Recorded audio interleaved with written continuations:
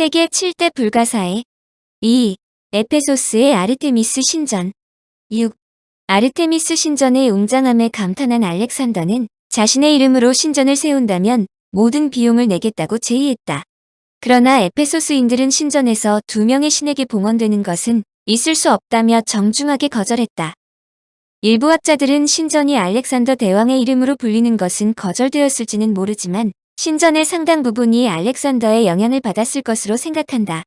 그것은 알렉산더의 건축가로 알렉산드리아를 건설한 디노크라테스가 신전의 작업에 참가했기 때문이다. 디노크라테스는 알렉산더를 포함하여 모든 인간들 위해 아르테미스 여신이 있다라고 말했다고 전해지지만 이것은 역으로 보면 신전의 건축에 알렉산더 대왕의 입김이 매우 크게 작용했다는 것을 의미한다. 실제로 알렉산더가 에페소스에 도착하기 전 에페소스의 건축가 페오니오스와 데메트리오스가 신전 제1차 복원 계획을 완성했다. 그러나 그들이 계속 건설하지 않고 알렉산더의 건축가인 디노크라테스가 뒤를 이어 건축 책임자로 임명되었다. 이것은 디노크라테스가 알렉산더의 취향에 맞게 설계 변경을 했다는 간접적인 증거가 된다. 새로운 신전이 이전에 파괴된 신전보다 웅장하고 더 좋아야 하는 것은 당연한 일이다. 그러나 에페소스의 아르테미스 신전은 이러한 관례와는 달리 새로운 것이 거의 없었다. 재건된 신전은 첫 번째 신전과 동일한 장소에 동일한 규모로 재건축되었다. 크로이소스에 의해 착공된 신전에 대한 설계도가 모두 보존되어 있었으므로 완벽하게 복원될 수 있었던 이유도 있었지만 자신들이 건설한 신전에 대해 무한한 자부심을 갖고 있던 에페소스인들은 새로운 신전을 위한 어떠한 변경에도 반대했다. 크로이소스 왕의 시대와 알렉산더 시대에 사용된 이오니아식의 기둥 형태도 거의 변경되지 않았다. 그럼에도 불구하고 엄청난 규모를 자랑하는 로마의 공공건축물에 대단한 자부심을 가지고 있던 로마인들조차 그리스인들이 감히 따라가기 힘든 모범을 제시했음을 인정했다.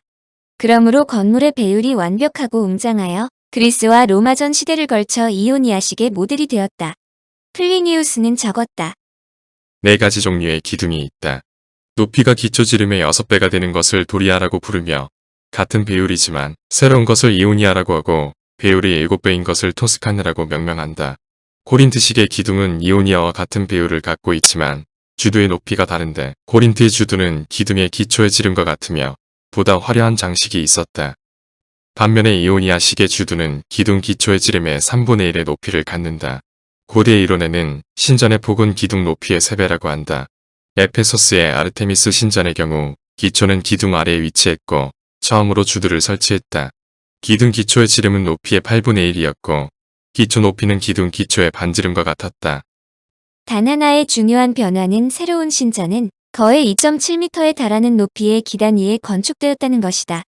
높은 기단 위에 설치된 두 번째 신전은 먼저의 신전보다 방문자들에게 더 큰 경외심을 일으켰다. 또한 3개의 커다란 창이 지붕에 있었는데 그것은 제단으로 들어와 참배하는 경배자들이 태양의 빛으로 아르테미스 여신을 볼 수 있게 배려한 장치였다. 여타 신전과 다른 아르테미스 신전의 특징은 신전의 전면에 있는 36개의 기둥 하단부에 정교한 조각들이 새겨졌다는 점이다. 이런 형식은 다른 그리스 신전에서는 찾아보기 힘들다.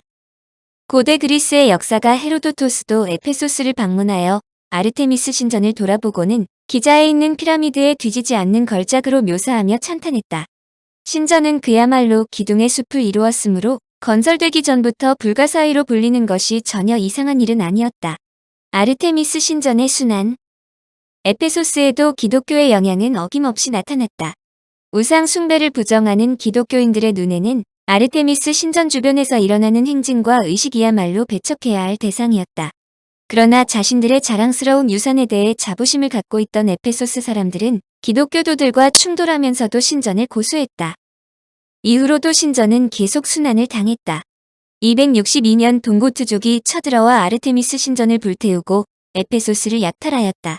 이 당시에 이를 유명한 에드워드 기번은 로마 제국 쇠망사에서 동고트족에 의해 아르테미스 신전이 파괴된 것을 애석해하는 글을 썼다. 그의 글은 아르테미스 신전에 관해 쓴 글 중에서 가장 뛰어난 것 중에 하나다. 인류의 대재해를 이야기할 때는 아무리 고귀하고 유명한 존재라도 개인의 사망이나 건축물의 파괴 같은 것은 무심히 넘겨버린다. 그러나 우리는 에페소스에 있던 기아나 신전을 잊을 수가 없다. 7차례의 거듭된 재난을 겪으면서도 더욱 화려하게 복구되곤 했던 이 신전이 마침내 동고투족의 제3차 원정 때 불타버리고 말았다. 이 성스럽고 훌륭한 건축물은 그리스의 예술과 아시아의 부가 합작하여 세운 것이다.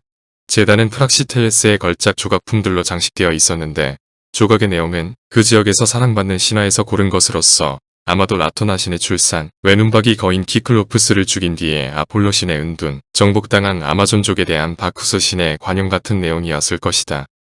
에페소스의 디아나 신전의 세계의 불가 사이의 하나로 감탄의 배상이었다. 페르시아, 마케도니아, 로마 등 여러 제국은 이 성소를 존중하고 그 장려함을 찬양했다. 그러나 발트해에서 온 이막된 야만인들은 우아한 예술을 감상할 줄 몰랐고 이국의 미신이 주는 관념적 공포심을 경멸했던 것이다. 에페소스인들은 곧바로 파괴된 신전을 재건했는데 이는 경제적인 번영을 위해 반드시 필요했기 때문이다. 그러므로 10년 후에 동고트족이 또다시 침공하여 로마군을 격파했는데 이때에도 신전은 재건축되고 있었다는 기록이 있다. 그들은 천장을 다시 올리고 야만인에 의해 파손된 조각상들을 보수했다. 그러나 고지하 일어난 지진에 의해 강타당한 신전은 393년 테오도시우스 황제의 명령에 의해 종말을 가져왔다. 401년에 그리스 교부 중에서 가장 뛰어난 설교자로 꼽히는 콘스탄티노플의 총대 주교잔 크리소스토는 아르테미스 신전을 해체하라고 명령했다.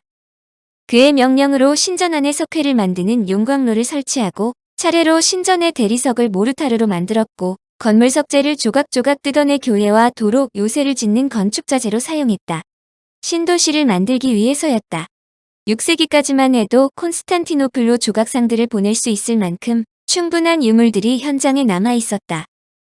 에페소스인들이 자신들의 신앙을 지키기 위해 기독교를 거부하면서 신전을 보호했기 때문이다. 에페소스인들은 어떠한 단합에도 굴하지 않고 기독교인들이 볼 때 우상으로 여겨지는 신상의 파괴에 동조하지 않았다.